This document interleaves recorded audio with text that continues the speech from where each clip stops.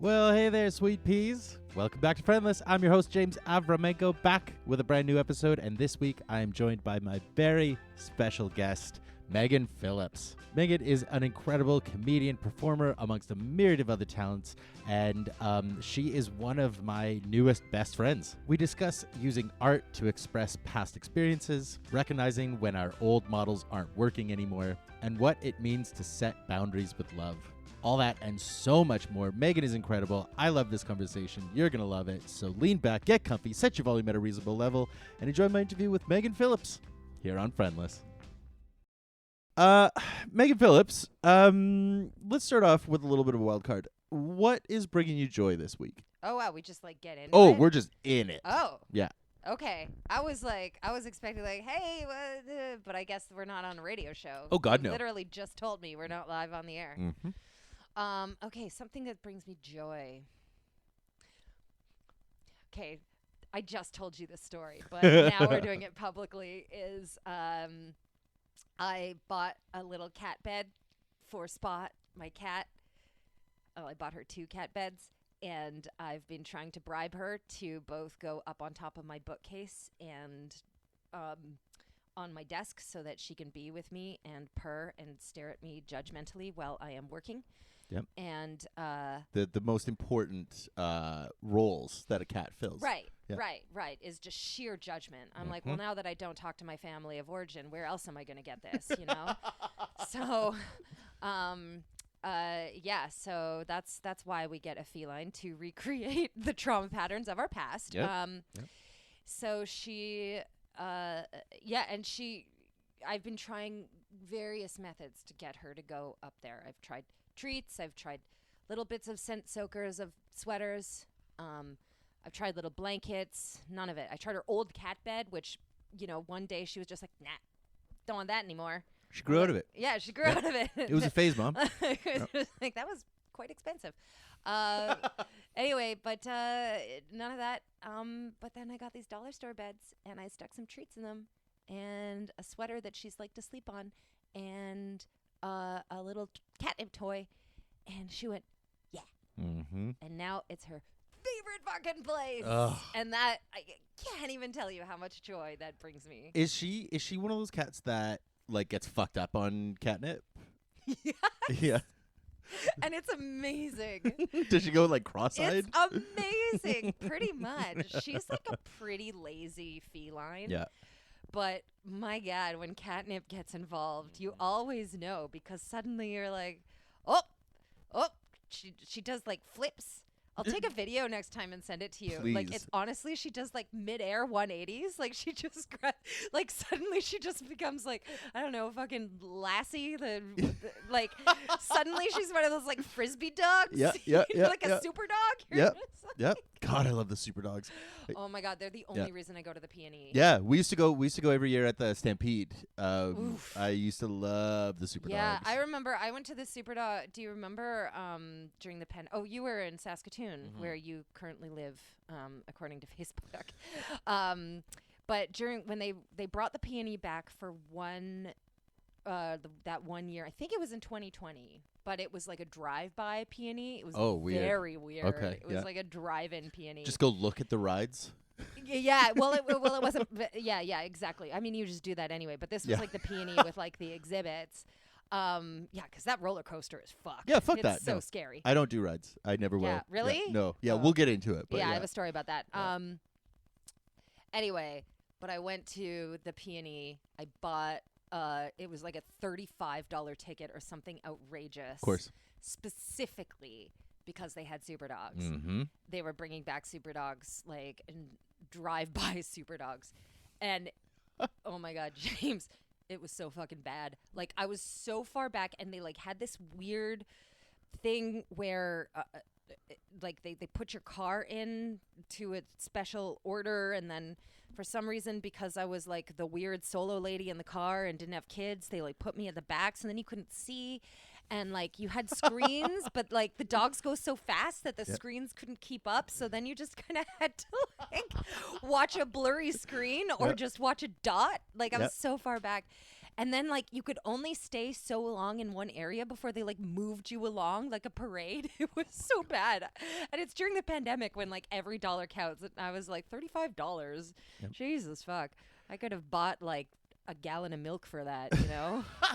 It's amazing, like looking back, you know, it makes sense in so many ways why we've all just like collectively like decided to pretend it didn't happen, because like those 2 years were so fucking weird and so stressful, and we all were so weird. Like everyone just became the weirdest version of themselves. I didn't shave or cut my hair for 2 years. I literally had a beard down to my nipples.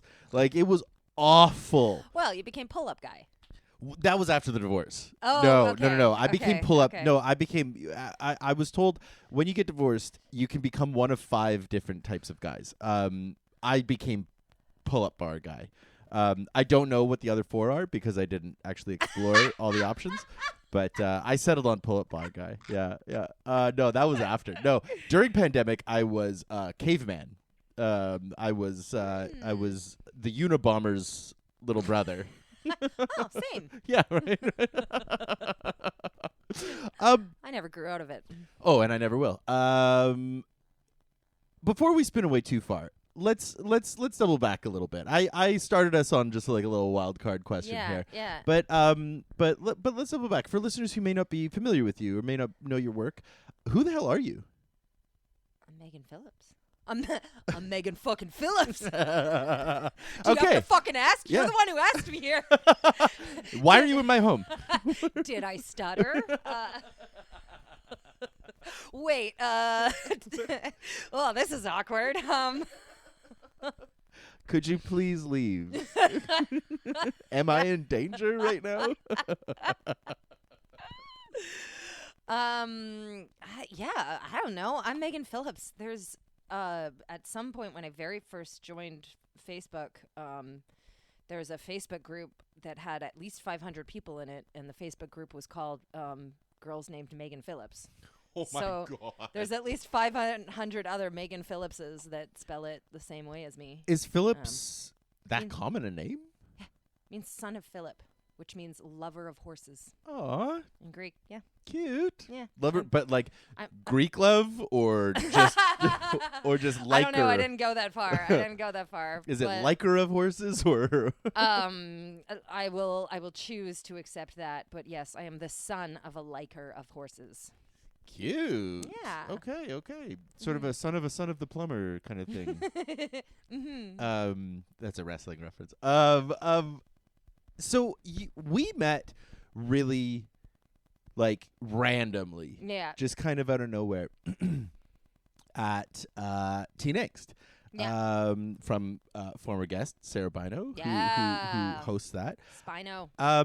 And you know, I've told the story in bits and pieces here or there in a couple episodes, but I'd love to hear your side of like what brought you to Teen Angst. How did you end up at the Fox Theater That one night. Well, what's wild about it is I have been booked on or booked adjacent on and off of Teen Angst for probably at least 10 years. Like, holy fuck. Yeah, like I've done a couple of Sarah's other shows. I've known Sarah for a long time. I think I want to say like 2007, 2008. Like, what's that? 15. Fucking, I'm at the time when I'm like, oh, how long would a 50? Like when I'm like, was that a decade ago? Yeah. Like, Yeah. What are the kids reading nowadays? It's gotten to the point where I've just stopped doing the math. Yeah. I just I'm at that age now where when I'm telling you a story, it could have happened yesterday or it could have happened 10 years ago, and I'm not going to give you that context. Right. Yeah. It was before the pandemic and after Y2K. Yeah. That's That's at some perfect. point in there we met. And we met at a thing called Dance Dance Party Party. Actually, I don't know if she talked about that on her podcast. A little bit, I think so, yeah. Yeah, which was just like so cool. And so I met her and I was immediately a fan. And then in meeting her and becoming friends with her, I heard about her book, Teen Angst, and knew that she did the show. And then we tried to get me on the show a bunch of times. There was a period where I was physically available to do it, but I like couldn't find my journals from being a kid. And then there was a period where I had found my journals and I just wasn't in town for the shows, and then stopped doing the shows. And then I was supposed to do the show in January. But I realized the day before that was a very dumb idea on my part to book that, because I had just had surgery like weeks before. Lovely. And I was like, I can't leave my home. This is Yeah. a terrible idea. Yeah. I am high on opioids. I hate all of this. I mean, it would have made for a memorable reading. Could have done. But I was like, I'm too old for this shit to try and like do something that my body doesn't want to do. So, so then I postponed to May, which led me to doing her show. I love it. And so you do all kinds of stuff. Like you are a comedian, you're an actor, you just wrapped a Fringe show that is getting redone. Am I right? Yeah. Tell me a little bit about kind of the origin. I know, the question of like, how did you get into acting is like, well, I was traumatized. Usually is the answer, Well, I think it's more I had a story to tell. Okay. Yeah, I yeah. think that's kind of what it is. So what drew you into like I guess, if the endpoint is like you do comedy and, a lot of your own like one actor shows, what led you to that? And go as far back as you like. Ooh, yeah. Well, I think, okay, what are some of the key points? So there's, as a child, one of my favorite memories as a child, honestly, is like singing into one of them Fisher-Price recorders. Both, such classic hits as Twinkle, Twinkle, Little Star on repeat with my own slight variations of it, where sometimes I just repeat a line. How I wonder what you... So, really just... you Mariah Carey'd a it. hit a minute, yeah. And not only did I love singing into it, Make It Up, but I also loved, like, listening back to the sound of my own voice. I just remember being like, God, I love how I sound. That's one of my like earliest Baby's memories. first sociopathic moment. Yeah. Who are you again? Yeah. So that's one of my earliest memories. So music and song have always been integral to who I am as an artist and as a person. And with that too, I would self-soothe a lot as a child. I would sing to myself. I would make up songs on the playground. So, very isolated, lots of abandonment stuff, bullied, all of that bullshit. And so a major self-soothing mechanism that I had was singing and humming to myself on the playground. So song and music and like making up songs were a big part of my story, and I would say those go back as early as I can remember. And then dance and movement has also, like, I've always just been a mover and a dancer. I've always felt very connected with my body. I process through my body. I'm very somatic and kinesthetic in general. And then I grew up with like dance being the most not celebrated, but like supported, I guess, by my parents in terms of like what they enrolled me in. And let me be clear, when I say dance, let me clarify and specialize that it was not just any dance, although there was like a base of like ballet, tap, jazz, whatever. That did come later after begging. But my very first introduction to dance was Highland fucking dancing. Amazing. So I don't know if you know much about Highland dancing. I mean, I know the river dance or Lord of the Dance or Okay, whatever. yeah. That is a general misconception, which is fucking wrong. Okay, there we go. You're not wrong. Just everyone else is wrong. Riverdance and Lord of the Dance, that's like the cool of the Celtic dancing. Okay. That's Irish dance. Oh, okay. So Irish dance is the one. They always got to have like they had cool things like feshes is where they would go. That was like the name. That was like the name of that. We Highland dancers had fucking competitions. That was a sexy. Because here's the thing. So for everything that was Irish and cool, its opposite was Scottish and militant. So like basically when you say dance, what it is a highly regimented set of steps. Like, okay, so at competitions, you don't even get to like make up choreography or anything. Competitions, you literally have set dances like the Highland Fling, the sword dance, the chanteuse, the reel. I mean, the sword dance sounds cool. Yeah, you dance on swords. Okay. Because what's better than giving fucking sharp objects to minors on the floor to dance around in like small leather shoes? Because like you think of Irish dance and it's like they got the cool heels. No. We have one shoe. We have one dance called the Irish jig where you get to wear those cool shoes. But you have to wear green, and you have to be a mad washerwoman. But was this like the Scots like kind of taking a shit on the Irish? I think like, so. I think so. The jig. I would always place in the jig. I would always get first or second in the jig because you got to be angry and shake your fist. It's very theatrical. But the rest of it, it's just so militant. You have these shitty lack of support shoes on, like basically ballet. They basically stole all of the ballet moves. And the shoes, and then they made them black, and then the shoes, and then not the faces, that would be gross. And then but I wouldn't put it past the Scots. But anyway, and then you have to do you have to pick a step. Like you get a set of steps every year. A bunch of white women in Scotland get together and they decide what the steps are going to be that champions are able to do that year in championships. And then they release a book that you have to pay for.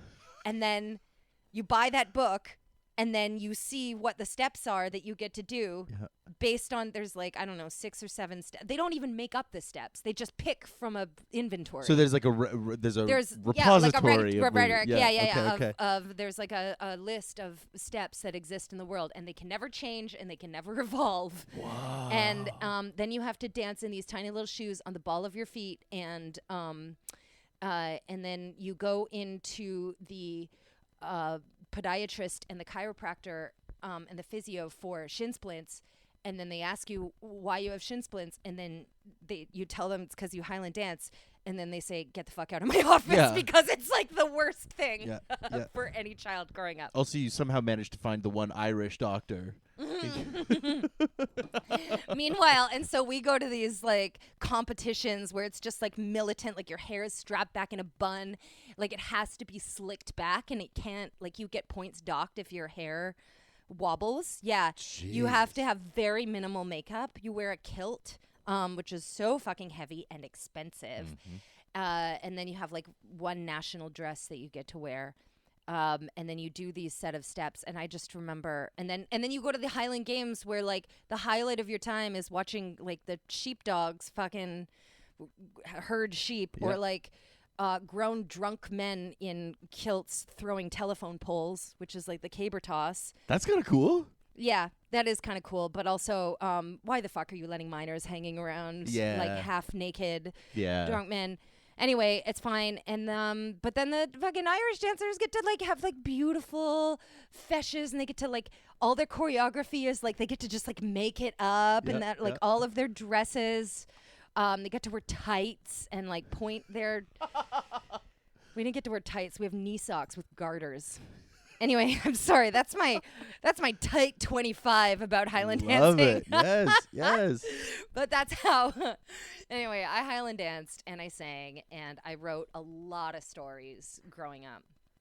But I didn't get into doing any of this professionally. I always knew in my core I was a professional artist, but I had a lot of fear and a lot of trauma, and it was not supported by my parents, certainly not by my father. And so I didn't have a lot of people who believed in me or any role models, really. So I went to university and got a general arts degree, but it was just like there's always been a part of my body and soul that will not let me do anything else. And Lord help me, I've tried. Lord help the people that have been in my way while I've been trying. Yeah. Like those are the true victims here. Big time. Is like the places that have employed me when I have been like, maybe I'll just be a box office attendant forever and not be an artist. Then you have to like actually be nice to customer service people, and it's just like like people like customer service. I worked for the Vancouver Symphony, and customer service people would like call in. Customers would call in with like genuine issues, and I'd be like, "Nah, I can't help you." I'd always get ripped. I'd be like, "Well, that's kind of your fault for doing that," and then my boss would be like, "No, we're here to serve. Like, customer's always right." I'm like, "Well, that's stupid." Yeah, I mean, hey. Whoever coined the adage "the customer's always right" is a sociopath.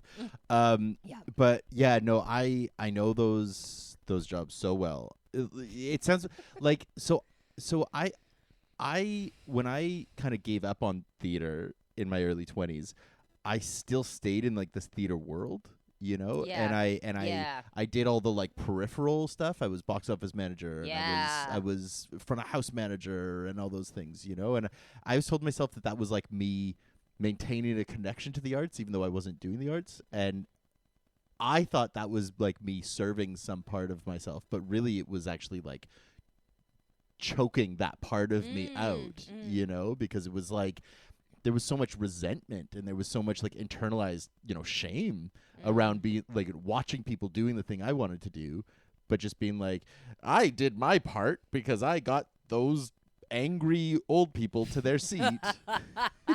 You know? Yeah, totally relatable. Yeah. So you so what broke you out? Like, because you know when we met, you were, you know, you are currently just like an absolute whirlwind of creativity, and so I'm wondering what broke you. So how far back can we go on this? And which breaking point are we discussing? Yeah, where do you want to start? Yeah, it's probably good to be specific. Yeah. Yeah. Which one's most radio friendly? Still need you to be specific. Actually, I should probably go. Yeah, that's thanks for coming. This is a really nice interview. Really appreciate it. Yeah, I'd say there were a few integral points. Like if I were to look back, there's a couple points on the timeline that were major moments. The first I would say was, so I went to university and I did my first year in general arts, even though like I had done a little bit of research about doing theater or music or something out there. And it all seemed really scary. And again, I didn't really have any support in terms of like I really would have loved to go to a U.S. college, but like you have to write fucking essays and SATs, like Barf. Nightmare. I don't know. I went to theater school because I wasn't good at school. Yeah. You know? And then you had to like tape auditions, and I was like, can't you just take me at my word that I'm good? Yeah. Like, I mean, that's kind of my just believe me. You know? To be fair, I still think that way, but everything always works out for me. Why are you hindering this? Yeah, exactly. Don't you know who I am? I'm Megan fucking Phillips.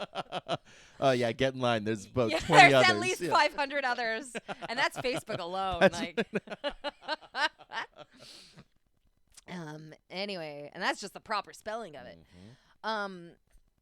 Yeah. So I would say the first major moment was I went to general arts and just felt like that was kind of all I could do. I picked a university that my father had gone to. Like, it just kind of took the easiest path there. Even though, like, I had secret desires to do it professionally, but I was like, oh, it's too much. It's too scary. But I would say the first moment was near the end of first year. I had gotten, like, I had really come to know a lot of the folks in the music department. So the school that I went to, Western, didn't have a theater department. If they had a theater department, I quite likely would have just moved there. But they only had a classical music program. So I liked my school, and there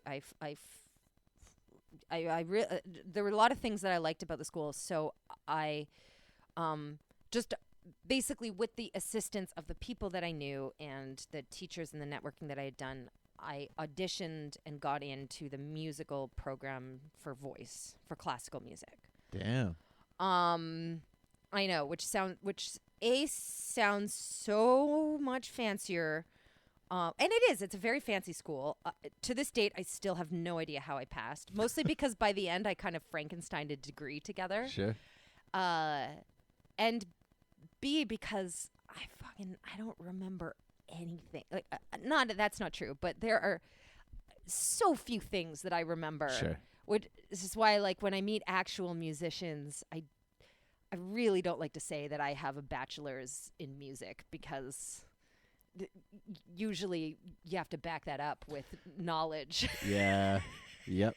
It's like the opposite of somebody who, like, knows enough that they can just, like, make a fake degree and pretend, and, like, they can pass because they know all the things that they would have known with the degree. It's like the opposite of that. Like, I have the real degree, but none of the knowledge to back it up.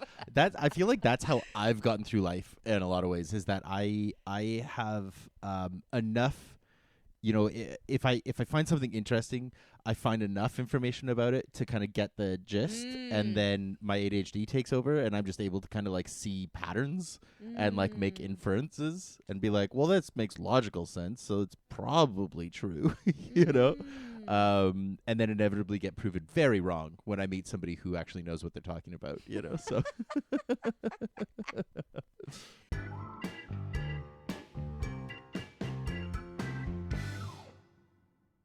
So yeah, okay. So you said that there was kind of a couple points in your career that have kind of led you back. So the first is this like kind of like classic training. Yeah. When I decided, I would say it was the moment when I made the choice to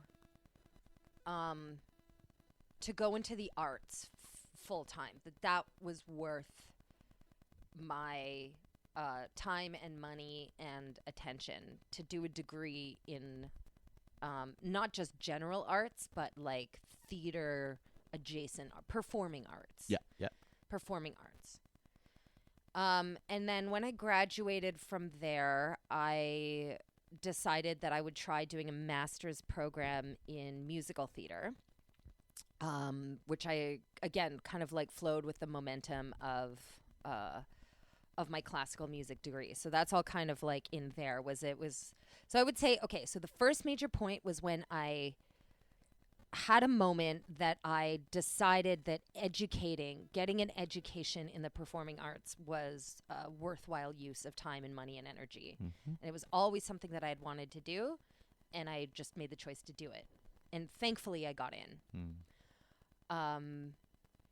I would say the second major point was when I was in England. This was about 10 months into my 12-month, 1-year postgraduate program. in London, England, Mm-hmm. in musical theater performance. You know, the most useful of degrees, Of course. Fuck yeah. the most employable of skills. Mm-hmm. Mm-hmm. And Hey, Neil Patrick Harris has done fine for himself. that's true. You know what? That's true. If That's one person can do it, that He- means it's a viable career. true. He did start out as a child star. That's true. And had to hide his sexuality and Yeah. affinity for musical theater from the world for about, give or Yeah. take, 30 years. Okay, bad example. Okay. But yeah, hey. yeah, he got there eventually. He got there eventually. Yeah. He's also a short gay man. Yeah. So none he of fits a which lot I of am. costumes, is what you're saying. Yeah. Although he is also white, so we have that, to deal with. So it was 10 months into musical theater school that I got hit by that car. I got hit by the car. And so I would say that was the second major moment, because prior to that point, I was on a trajectory, which was the only trajectory I knew as to how to be a performer, which was, the classic, you audition for things, you're constantly auditioning as a working actor, you get booked in things, you get jobs, wash, rinse, repeat. That's it. That's all you got. A hard life. People really like to say that. It's a hard life. That's a favorite of 99% of the world population. So, but when I got hit by the car, it really forced me to examine a lot of things at the age of 22 that most 22-year-olds don't have to examine. Sure. The least of which is how to deal with being a performer when you have a physical body that suddenly can't do the things that you've trained to do. Mm-hmm. Let alone the questions of like identity. Who am I as a person? What is my worth? What is my artistry? What the fuck am I going to do with the next 60 plus years of my life when I finally allowed myself to train in the thing that I wanted to do the whole time? Mm-hmm. And so I would say that was like the second major turning point, because that's what forced me, both quickly and slowly in many ways, to start writing my own theater material, to start writing, to find fringe, really, and write solo shows. So that's what threw me into writing solo shows. Gotcha. Okay. And then I would say the third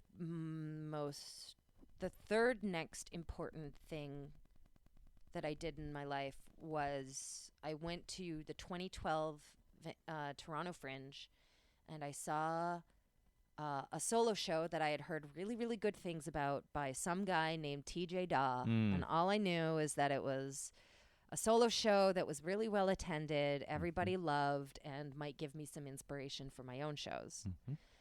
And it was a show he did called Medicine, which was about how he grew spiritually and what he learned and healed from after doing an ayahuasca retreat.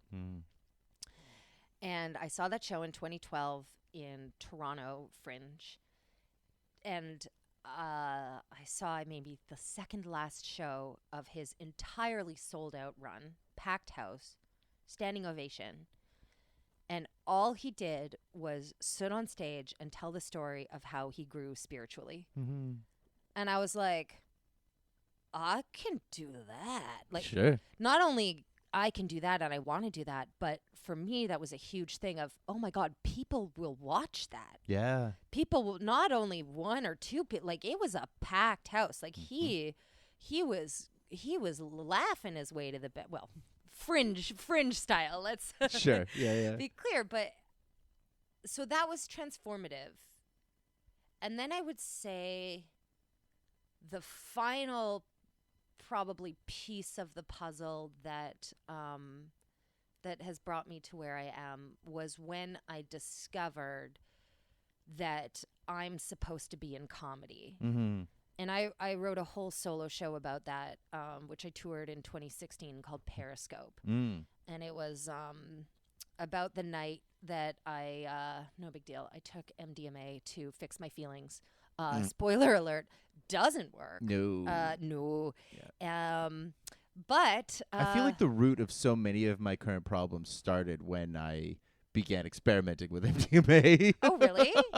MDMA was a big healer for me. Really? Yeah. Oh, we should talk about that offline. Like that MDMA was a beautiful bridge for me to joy. And it really taught me, it really taught my brain how to access joy on a level that I would not have been able to without the chemical assistance. Yeah. And there became a point where I could feel my brain starting to rely on that as the only way to access joy and my higher power. Yeah. And so this one night, Periscope, was about the night that God told me that that needed to stop now. So, but it was in the writing of that show that I was turned on to Maria Bamford for the first time, and a bunch of comedians that I had previously never heard of, which is so weird to me to this day because they are like everything to me now, but time's weird. So I was turned on to Maria Bamford, and she just blew my mind of like, oh my God, comedy is just truth. Comedy is just telling truth with perspective. People say comedy is tragedy plus time, but I disagree. Comedy is tragedy plus perspective. Time is just a vehicle to give you perspective, but the actual equation is that it's perspective. So all I have to do is find fucking perspective. Yeah.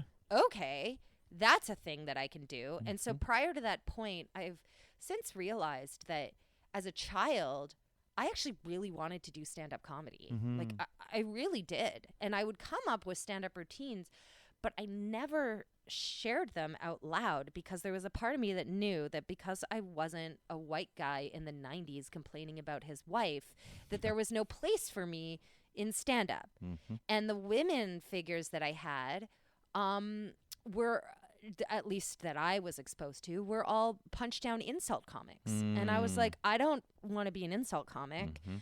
And I don't want to complain about my wife. So obviously I don't belong there. Yeah. And when I realized that all of that was gobbly flapperjack gook, that was all one big fat patriarchal lie, that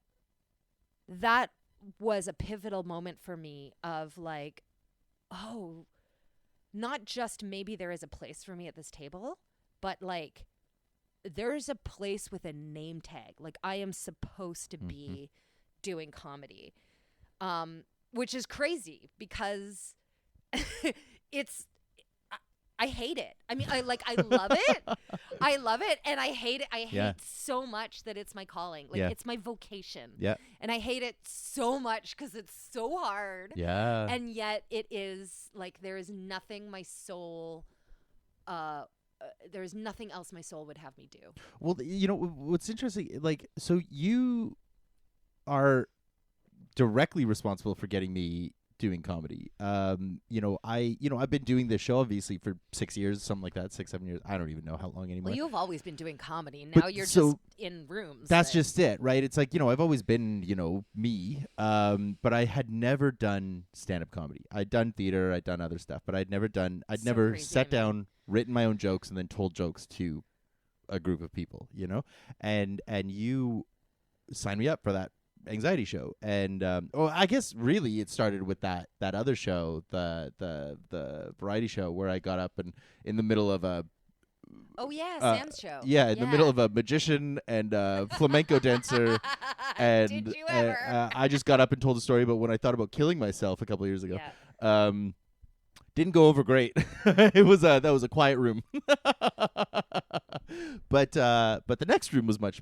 I wouldn't say the first room was unkind. It was just not. They were concerned in a way. No, I had that exact same feeling that you just described, where it was like, this feels impossible, and yet the first time I said a joke and people immediately responded to it, it was like, uh-oh, Yeah.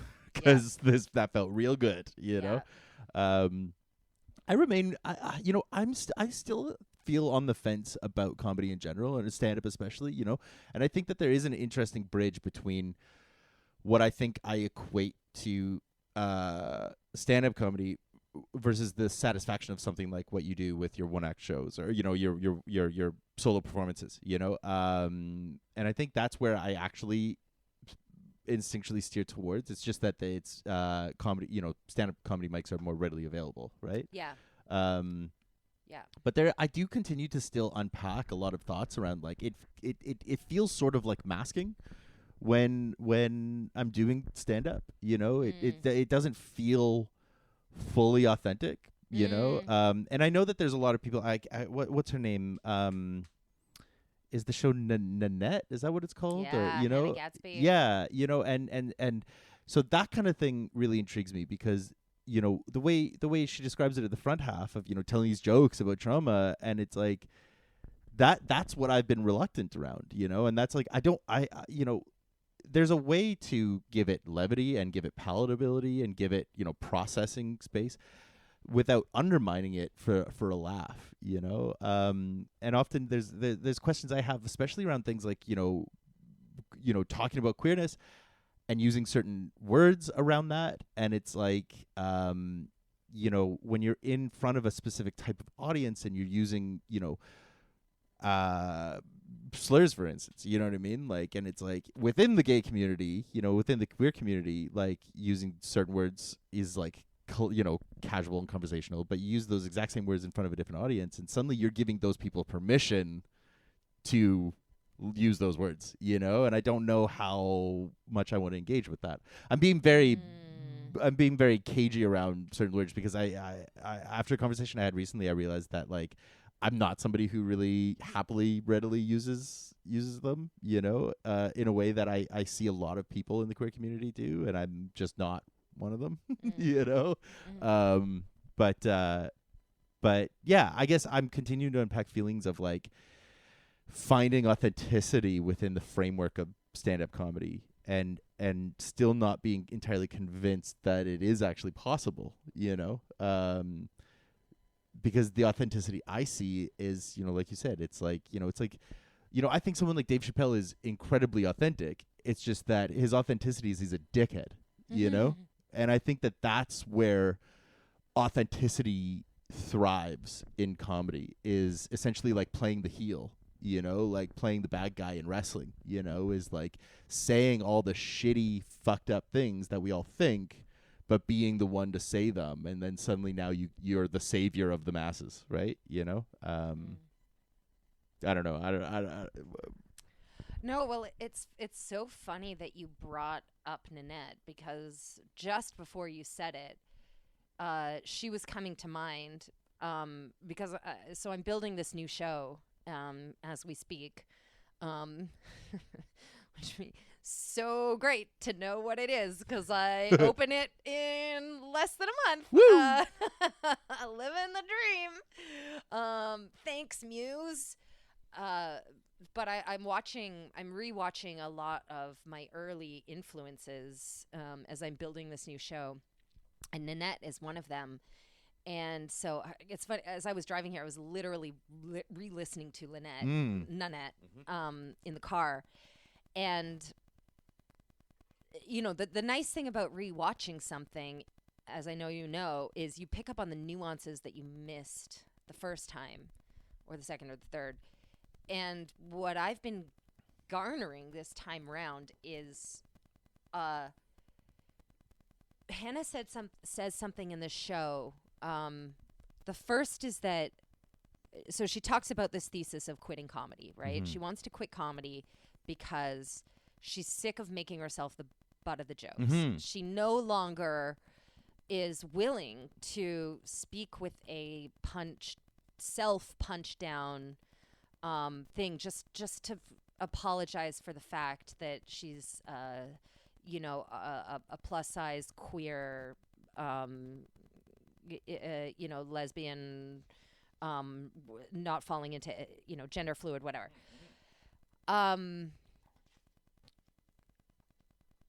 But she says that, and it's funny, I was just listening to this part, and this was like sticking with me,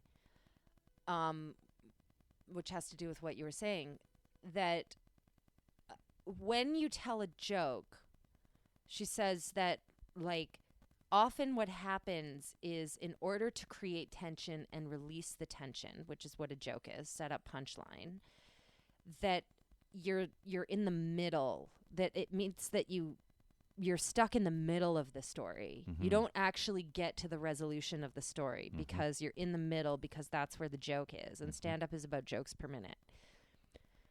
Sets are about jokes per minute. And so what she found was, like, when you tell a story, it has the resolution. It has a beginning, a middle, and an end. And the reception to Nanette was people lost their minds. Like, there were words like, Hannah Gadsby has said this herself, like, she's been told she killed comedy. It's not stand-up, you know. And one of her retorts to that is that what she does is a very, very well-known thing on the fringe scene, especially the Australian circuit, especially because they are dope at this, is many, many, many comedians, stand-up comedians, do festival shows, but the festival shows always have a turn, and they're storytelling shows. They are storytelling shows, but they're festival stand-up shows. Like, it's its own genre. So what she did is already its own genre in Australia. So what I found about stand-up is, to me, stand-up is a leg on the stool. It's a means to the end. So stand-up rooms, and it's taken me a while to get to this place, but where I'm sitting right now is, aside from your gorgeous couch, is that stand-up is a means to an end. It gives me an audience, stage time, a deadline, a reason to write. So if I'm workshopping bits, which I am now for this next show, I can workshop those bits 5 minutes at a time to really mine the comedy in real time, because live comedy does need an audience, especially if you're writing and doing stand-up. So it gives me an opportunity to sharpen my writer's brain in real time with an audience and really hone my point of view, because I agree with everything that you're saying about, like, well, how you say stuff and how it's received, but I also am really playing with, like, but I tell people what to think. That's my job as a performer, and I can't change their minds, but I can, much like a teacher, you know, like Michelle Pfeiffer and, like, you know, Dangerous Minds, you know, like, I can be cool teacher with a great, you know, I can't make you know, Ash Leak or whatever at the back, I can't make her pay attention at school, but I can get Willow and Jade in the front, you know, to learn that education is more important than the streets. Jesus Christ. Basically how I assume every I'm gonna 90s blow movie. your mind about Bob Dylan in the 90s, baby. Note to self, never put Megan into the inner city. Never, ever. never, I think that's what we've learned from this. Yeah.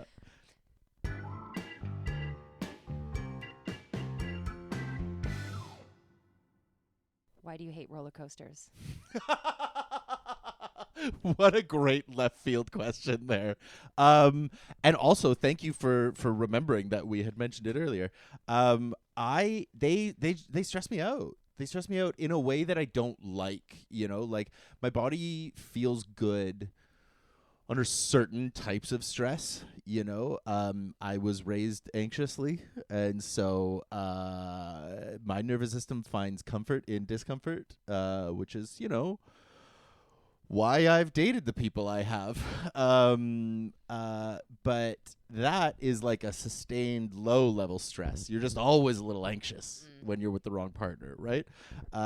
Whereas something like a roller coaster, just the big up and down throw around, push on your stomach with the pressure and I just do not like that feeling at all. I eventually came around to like log ride, like just like one drop, like kind of a Splash Mountain type thing, right?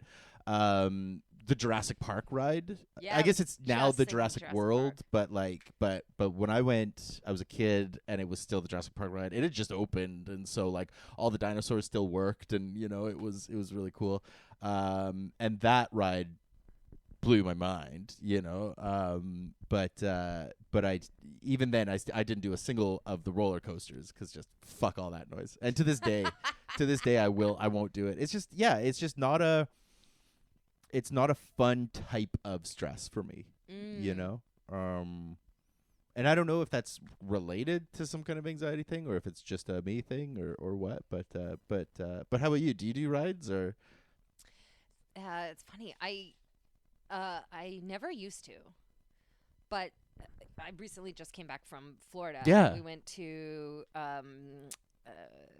Universal and Disney World, Mhm. and I wasn't going to do a lot of the rides, and we went with somebody who loves roller coasters Oh yeah. so much, Yeah. and so him and um so the two guys I was with, they were gonna go on the rides, and I was like, well, I'm not gonna sit and watch the fucking bags, so I was like, I'll give it a try. And I realized that everything that I've hated about roller coasters to date has been because it's about being fearful of lack of control, Sure. not Yeah. being able to control what's happening, Yep. control the sensations in my I body. don't like not being able to get off. I don't like being in Yeah. the yeah. You're speaking my language there. Yeah. Yeah. But what's happened is, I think, due to a fucking butt ton of inner work, I I now am at a place where I'm my brain is just healthier than it used to be, and Yeah. I'm just more chill with chaos now, Mm-hmm. in a way, like chaos that I can't control, um, and just, yeah, things being out of my control. And so therefore what I found was I was able to release this need of needing to control what sensations were going to happen. And Yeah. I found that, like, I was able to enjoy them in a way that I can only imagine non-traumatized healthy people Mm. can enjoy it, Mhm. without just being like, oh, this obviously means that someone's going to come home drunk and hurt me. Yeah. You know, like, Yeah. like, just like, oh, maybe I'll be totally safe and I can be Mhm. jostled around a bit, and my Mhm. body can experience new sensations. It's like roller coasters represent a secure attachment that we're not used to. Hmm. Yeah, yeah, yeah. But at the same time, I also did the Velocicoaster, and that ride can go fuck itself. It was Yeah. awful. Is It that was one of those like awful. really fast? Yeah, it's a Yeah. minute and a half of fucking torture. Oh, I that screamed sounds the like whole hell. time. Like, I think there's like 3 or 4 changes per second. Like, Oh. it's like, Oh. it was, I just like Yeah. who thinks of this shit? Like what don't monster is like, you know what I'm going to be when I grow up? I'm going to be somebody who just shakes people. Like this is somebody who like shouldn't have children cuz they will shake their babies, Like that's not maybe we should just give them dolls. Maybe that's how we prevent future roller coaster engineers from growing up, is just like give them a doll to shake and be like, here, get it out of your system, go do something productive for society now. Yeah, that ride. Well, I'm trying to think if there was any like I was big on just like the log ride styles, but I was like, man, oh god damn, I was just such a fucking anxious kid. I learned all the queer slurs by when I was a kid because my brother would call me all of them. So that's how I learned all those. Especially at Disneyland, because I was too scared to go on any rides. So of course I was but every time they went on like one of the big scary ones, the Space Mountain or whatever the fuck, I would just go to It's a Small World with my grandma, and That to me is the most terrifying ride. Paradise. I loved it. It was smooth. It was nice.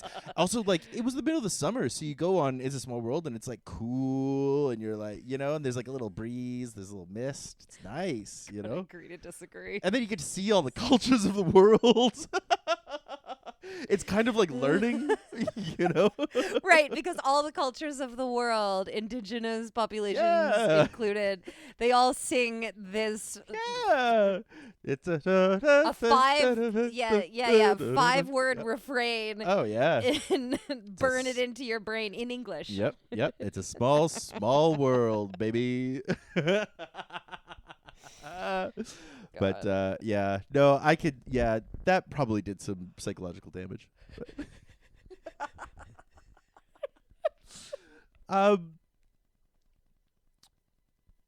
So we are very new friends, and yet at the same time too, I have felt like such a deep kinship with you has really grown, and I'm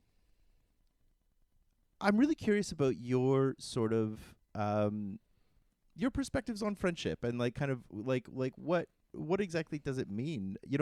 As you're aware, this show, the baseline is this exploration of connection is and sometimes I wonder, like, am I not diving into it enough? Am I not, am I meandering away from the topic too much because of just, my fascination with hearing people's stories, which in a lot of ways I think is sort of part of being a friend, is just sort of like giving someone else space to like tell about themselves and reflect on themselves, but we had a really interesting experience recently, that like we don't have to go into like gruesome details about, but like we had this little rupture that I think healed really, really beautifully, and like in a way that was like really encouraging for me to be like, to not only feel like, oh, I can trust myself, but oh, I can trust this person too, and I'm curious about, I guess we can start with like that, the universal question I ask of like what it means to be a friend. But I think I'd like past that, I'd like to talk a little bit more about like how you find yourself showing up for friends and how you're trying to show up for them in a way. Yeah. Okay, I feel like there's three parts, three answers that come to mind with that. The first is, so when I first started therapy, my therapist taught me about circles of intimacy. And that was like totally new for me, growing up in a very boundaryless home on many levels. Boundaries were challenges, the end. And they were for other people. Amen. Yep. So to learn what healthy boundaries were, not just for myself, but for other people, and how important they are. And as a side note, I still have my handouts actually on these. So there were circles of intimacy, and then there's boundaries. There's rigid boundaries, there's non-existent boundaries, and then there's healthy boundaries, which are like flexible. Flexible but strong. And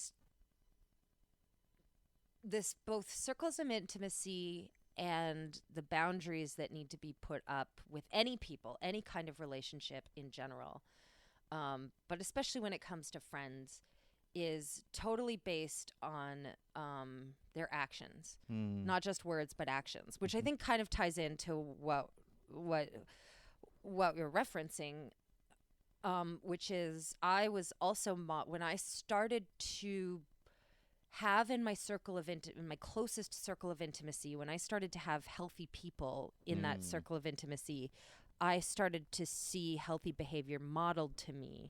And then I realized how that made me feel in being in relationship to others, and what that would look like in terms of being in relationships to others. Because when I first started, out in the world as an adult with the training that I had, or should I say a tiny bleeding child in an adult body. Yeah.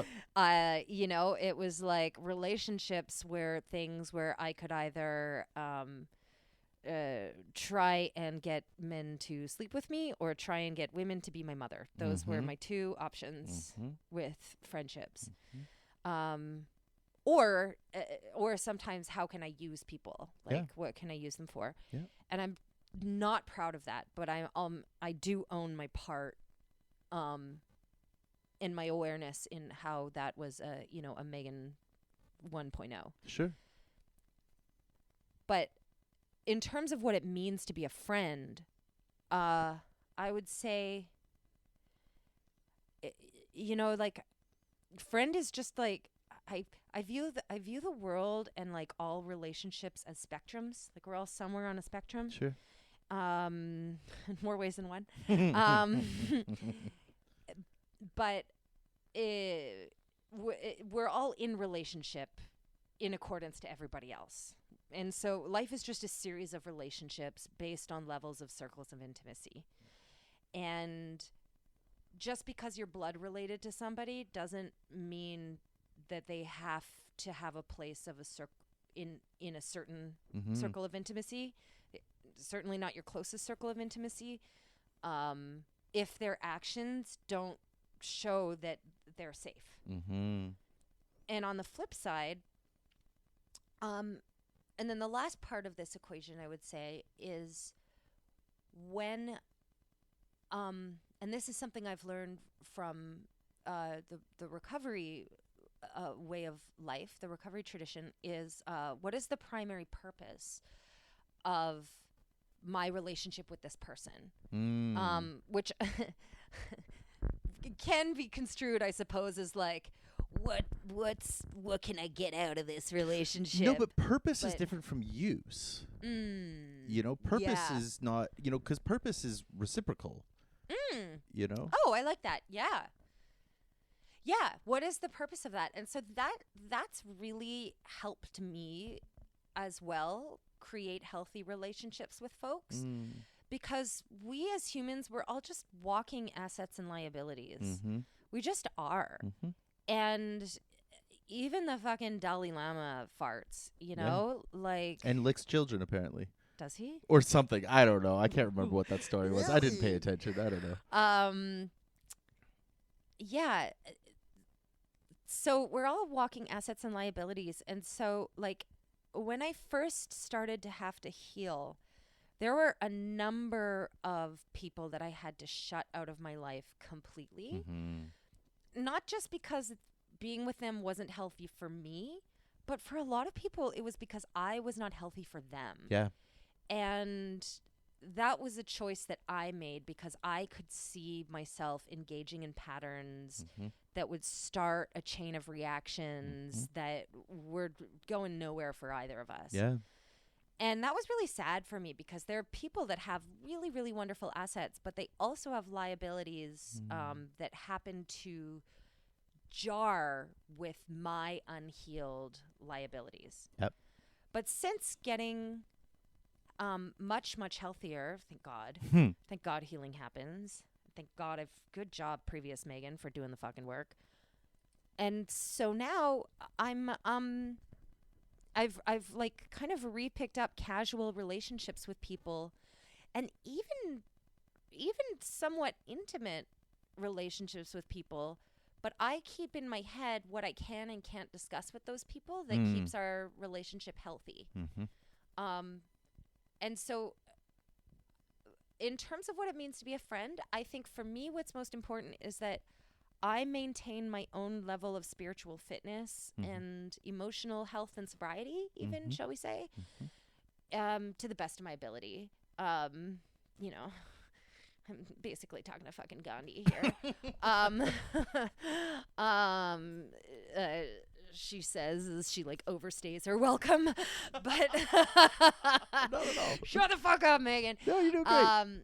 But yeah, it's like as long as I do my best to maintain those things in myself, then I am giving all that I possibly know how to give to the people around me. And I find that people either respond well to that and I'm doing them a service by either listening or speaking or sharing or whatever. Or sometimes being a friend is not engaging Yeah.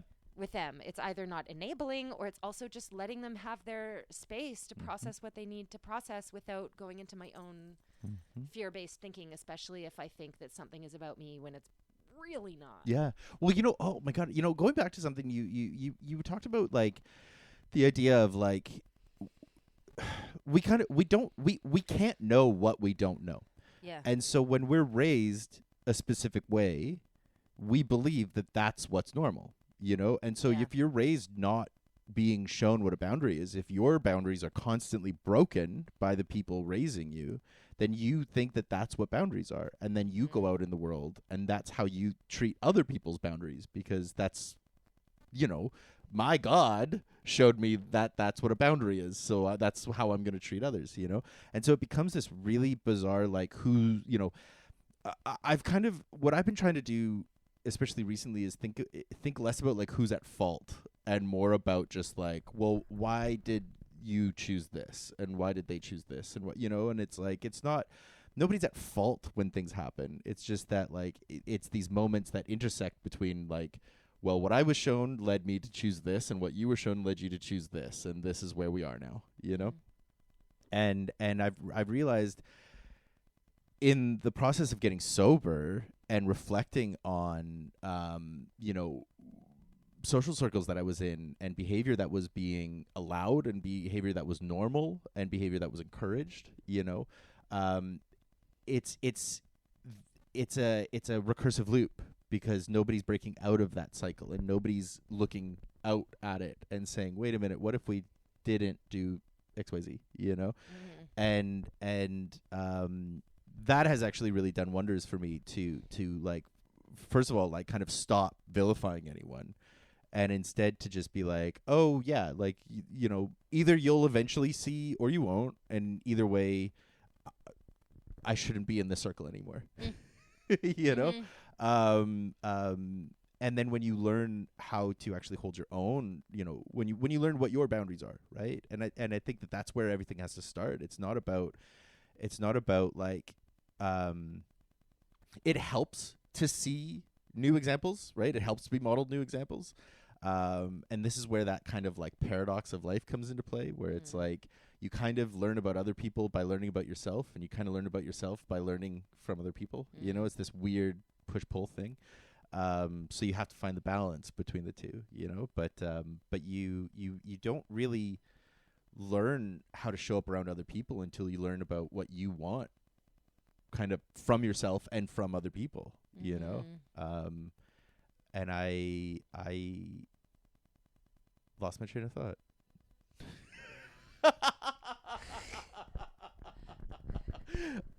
Yeah. Well, yeah, I agree. And I think it's just being in fucking relationships are complicated. Yeah. They're hard and they're complicated, and there's no cookie cutter thing. And there's no hierarchy between, like, to me right now, there's no hierarchy between my friendship relationships and my romantic relationships. And I think that socially, at least these days, it seems that we're told to value, a sexual connection over like a friendship intimacy, And for me, I'm like, no. Everybody who I'm connected to is on a level playing field of importance to me, mostly because I have a tendency to get fucking engulfed by my partner, and so I don't want to fall into that pattern anymore. So I'm holding importance for everyone, right? And that then you have to navigate every relationship as if it's really fucking important, because it is, right? Sorry, I stepped over your thing. Nuh-uh. I agree. And I think that it also, what we need from relationships changes as we change based on the seasons in our lives. There were points in my life, early healing, when I was really doing like the hardcore healing about 5 or 6 years ago, where I really had to cut down who was in my life really simply. Like I probably only had like 5 or 6 people that I would call or see on any given day. I rarely left my home. I was not social. people would invite me to things, and I would have to so respectfully, gratefully decline, which was the hardest thing because I wanted to go and have fun, and I even wanted to show up for those people, but I just didn't have the energy. Mm-hmm. So like the relationships that I had were very slim, and so the ones that I did have were huge. They were everything because I needed them, but they also were with people who had the capacity to give me what I needed. Mm-hmm. Like they had experience and hope and strength in the areas that I was healing in, which is, I hope nobody ever has to heal in that area. But thank God there are those who have gone before. So they could help me with that, which is a lot of what I was dealing with is something that the average Joe, like, just not only wouldn't have the space for, but if I were to talk about it, it would traumatize them. Yeah. Like, it would actually add to the harm. Mm-hmm. So in that way, like, ironically, not being in relationship with other people was the best gift that I could give them at that point in my life. Yeah. So I think it ebbs and flows. Yeah. The importance of relationships. And then it's finding, I think the other side of it is like finding what you can give to others. And what I've realized in myself is this idea of like, you can't give what you don't have. So it's actually like, you're not being a good friend by overgiving. You're not being a good friend by being like, oh, this person's in need. I have nothing to give, but I'm still gonna show up and I'm still gonna try and give. And it's like, that is just a recipe for disaster because like you cannot give something you don't have. It's also not real giving. That's just like it's manipulation. It's selfish manipulation. Yeah. And I speak from my own experience with Same. that. Like, that's not me. Yeah, exactly.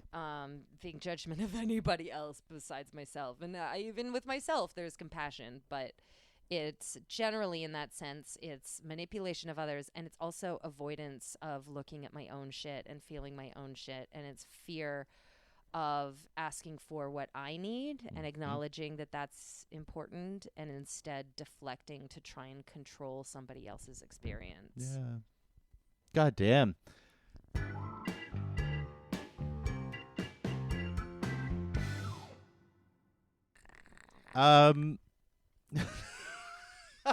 We've hit that stage of the interview. Did you ever, when you were a kid, did you ever just like to make sounds? Oh yeah. I used It's to like a do really pleasurable feeling too. I used to pretend to make wind. I'd always make like howling wind noises. That's so calming. I know. You know what I used to do? I used to make a really good horse, like, fluffer, okay, yeah. Yeah. But people always think that it's like Yeah. a lip trill, and it's not. There's, I don't know. My jaw has to be really relaxed.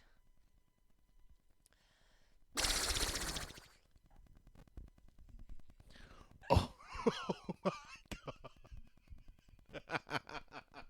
Pretty good, right? It's so good. Pretty good. It just makes me think of over the pandemic. So, oh yeah, there Right? it is. That was both There it cheeks is. there too. When we, I used to have a friend who was a veterinarian, and in Not the vegetarian. not vegetarian, veterinarian. It'd be weird if they were vegetarian. Right? Well, I feel like that would be more common than you'd think. But the we in lockdown we did these like weekly group calls, and as the weeks and months progressed and everyone got crazier and crazier, we started developing this reoccurring joke where we were just ripping on her about like shoving her arm up horse asses. That was basically how she spent her day. But we started developing like That's how she became a vegetarian. yeah. Yeah. We started developing like basically like horny horse noises became kind of a calling call. We'd all start doing the like like because they like Listen, son of horse lover over here needs to fucking Philip of Macedon over fill a here. Macedon over. Yeah. We need to stop this right now. Wait, I have one more question for you. Oh sure, we can throw that. Yeah, fuck yeah. Come on, lay it on me. What do you think about Botox? Oh fuck it forever. Not a fan. No, not at all. I think it's gross. I think people who get it are gross. You don't have it, do you? Did I just suddenly No, accidentally but shame I you? think I'm gonna try it. Why? Okay, because Botox for women in their 40s is like what I'm learning about Botox for women in their 40s is like what cocaine was for all the kids and myself in high school, where like so many people, if not everybody's doing it, but nobody talks about it. Okay. And I don't find out about it until 6 months later. Right. And I'm like, oh, that's what you guys were doing in the bathroom. Right. Okay. Yeah, it's crazy. So I just like, it is really prevalent. Like it's really common, and it's really I shouldn't be so fucking judgmental. I just I know a lot of quite young people doing it. Oh yeah. And that baffles me. Yeah. Because it's like you're paralyzing your face when your face still works. You know, I just don't get it. Yeah. You know, but mine is not to say what you should do with or without your body. Yeah, well, it's funny because I never thought of it, and then as I age, I start to see the little aging things. I'm like, oh, I get why people are freaked out about this. I remember. I don't remember what the exact quote is, but I remember being told once that you earn your face. That as you age, how you use your face, you grow into your face, right? So if you're a really grouchy, curmudgeonly shithead, right, you're gonna have a grouchy, curmudgeonly face. If you're a really happy person, you're gonna have a lot of wrinkles, but that's because you laugh a lot. That's a good sign, Laugh lines are beautiful, and so How about constant stun and constipation? Because that's what's going on in between. Then it's just folds on my folds. Furrowed brow. Yeah. I know. I've got laugh line crow's feet and laugh line dimples, and then just constipation for brow. Yeah, the thinker, the thinking. I like to call comedian. it my third. I like to call it my judgmental third eye. Oh yeah, No, I'm down with it. I mean, I just like I say, what anyone wants to do with their body, have at thee. For me personally, I'm really excited to be wrinkly and weird looking. It's already started. As much as I'm trying to fight it, I have my grandpa's gizzard. It's gonna just happen. It already has happened. It's coming. So no matter what I do, there's because I sometimes I'm like, I wonder if I could just lipo my chin, just a couple quick little, know, and just get that gland out of there. But it's just not gonna happen, And you and I don't walk around pulling it up. Well, that's what I end up doing. If you ever watch me, literally, if you ever watch me on TikTok, I'm constantly just pushing. I saw this thing years ago. Listen, I don't have TikTok, okay? We've been through this. Fair, I only fair. see you on Instagram, okay? Fair. So you see the choice I get cuts. it. I need to go to your TikTok channel. God, James. You see the choice I heard cuts. you the first fucking time. Hey, I got 2 million views because of a video I did with a joke from you. So, maybe don't go so that I can keep on just ribbing on you on TikTok. Right? Yeah. Well, as long as I keep flushing your toilet seat without putting the thing down, I feel like it's a draw, But no, I learned. I saw this thing years ago where you start at your chin and you push back along your jawline in one direction, and then you do the other side. Ooh. And apparently the reason. Now again, this was on fucking TikTok, so it's probably all bullshit.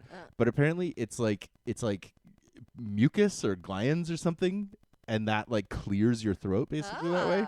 So on TikTok, I'm constantly, because I'll be at the angle and I'll be like, oh god, my fucking double chin's back again, and it's I've lost weight everywhere but my chin. It's like all the weight I've lost everywhere else in my body found its way to my chin, which on one hand, who gives a shit, and on the other hand, it is my self-conscious thing. That's your TikTok moneymaker. Yeah. So all that Canadian creator fund money.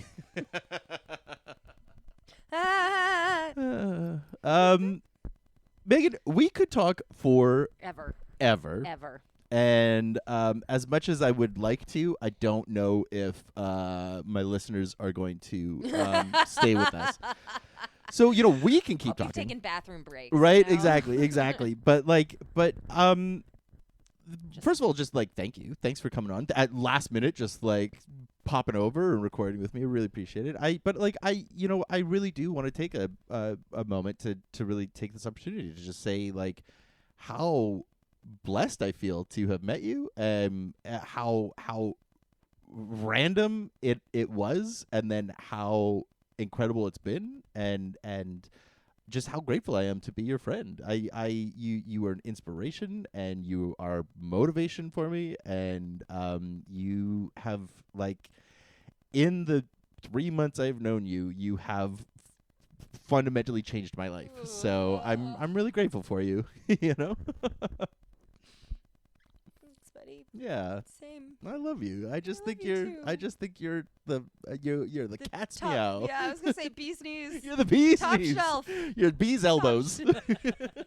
You're even better than the knees. You're the 6 joints of the fruit fly. Right before I crush its little body, because those fuckers can die. Oh my god. Take that, vegetarian veterinarian. Go fuck yourself. That literally just like ADHD, like, you know the, like, step A jumps to step G instead of BCD. I immediately associated with this meme I saw the other day that was like, it was like a girl like praying, and it was like, elders, please show me the way, or ancestors, show me the way, and then the other side is a photo of like a trilobite. And it's What's like a trilobite? like a prehistoric invertebrate thing, and it's like skittering noises. And it made me laugh so hard. Just like, which ancestors are we talking about? Yeah, You yeah. know? It's like an amoeba. Yeah.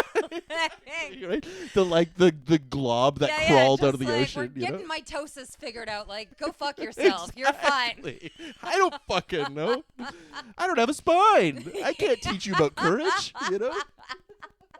We're just trying to breathe without gills. Give us a sec. Oh fuck. You're magic. You're absolutely magic. Is there somewhere you would like listeners to find you? Anything you want to plug? Anything coming up? Yeah. Apparently I have a deadline of a new show in Winnipeg, which I will be doing July 10th to 14th. Start till the end of July in Winnipeg. It's called Megan's Making It. It's cool. Which is really the advent of the show that I want to take to Edinburgh, probably next year in 2025 to the Edinburgh Fringe, all loosely ruminating on the theme of what is success, what does it mean to make it, what is the creative process, did I make it just by literally making my bed this morning? Was that enough? Who the fuck knows? So, and that is a like a cabaret musical comedy style. So kind of like Tim Minchin, Bo Burnham, even Hannah Gadsby. What is comedy? I don't know. Performance art is what the Netflix fans would call it, probably. Everybody else would call it comedy. And I'm also doing 3 days of Grease 2, my other show in Wells, British Columbia. Fuck yeah. July 10th, 11th, and 12th. Awesome. So if you're in about northern British Columbia, get on up to the Sunset Theater. Good old Caribou. My old stomping grounds. Love it up there. Yeah. Did you drop your link? What are the where I'll where put do it they in there. find you? MeganPhillips.com. I put stuff on MeganPhillips.com, and then my socials are Meg Nat Phil. Nat Phil. Not Megan T Phil, because probably should have done some crowd research before I picked that name. But Meg Nat, like my middle name's Natalie. Meg Nat Phil. But everyone thinks it's Megan T Phil, which is a fair assumption. And it's also not.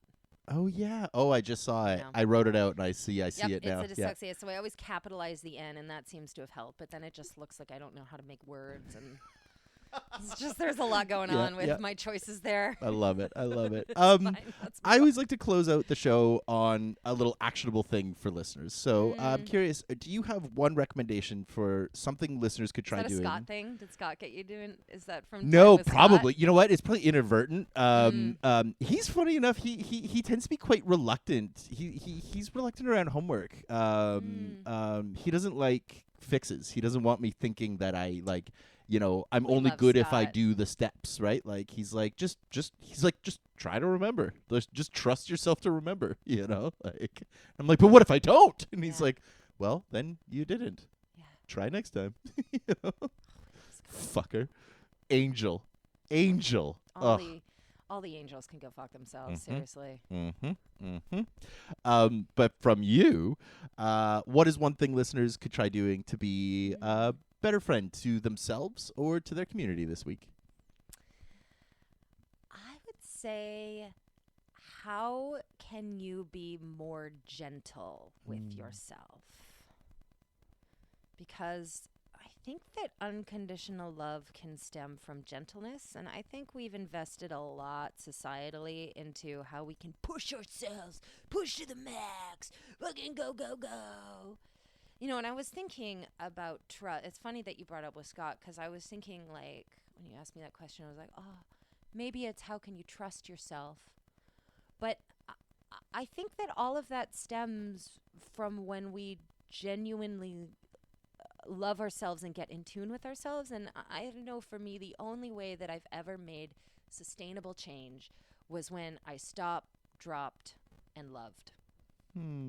Yeah. Just like, stop what I'm doing and like, hey, sweetheart, yeah, you're being a dummy. Yeah. It's okay. Yeah. It's okay. It's okay. Like cut it out, but also it's okay. Yeah. Yeah. I don't recommend doing it anymore. Yeah, no.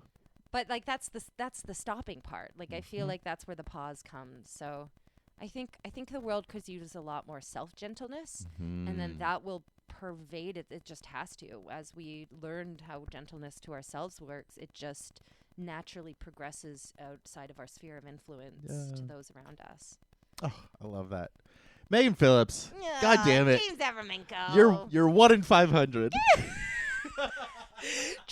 At least. At least, at a minimum.